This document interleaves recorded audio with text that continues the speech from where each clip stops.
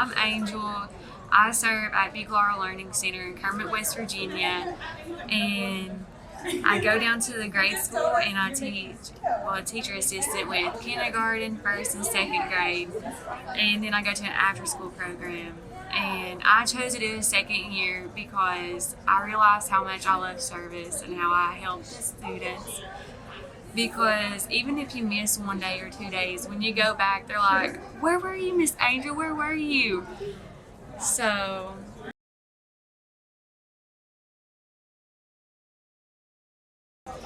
well, I was looking for a job, and I guess Sister Kathy heard. She lives about 5 minutes away from me, and she's known me since I was about 4 years old.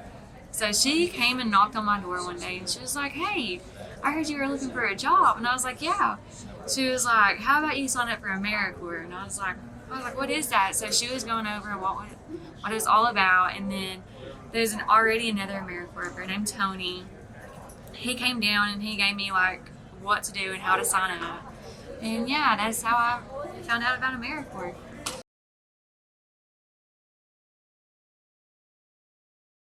My relationship with Sister Kathy, when I was about 4 years old, she was doing these camps or these daily, not daily, like every week Ridge Kids things. So like she would come down to the house, pick me and my brother up, take us out there on the back of a truck, and we would help garden and do poetry and pottery.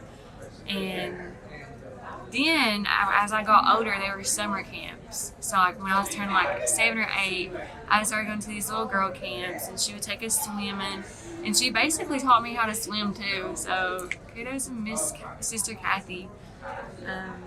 And she's really a good mentor actually.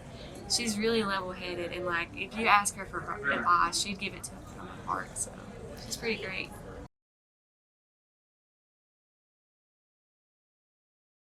How I feel about that? I love it actually, because everybody says I'm making history because there's never been an AmeriCorps from their own community there. So like, yeah, and and I already know everybody, so that makes it easier. And when we get groups that are out of state, they're like, "Oh, how is it like living here?" And it's actually a pretty good time.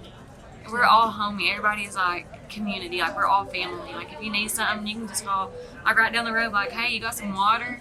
And they just give it to you. So yeah.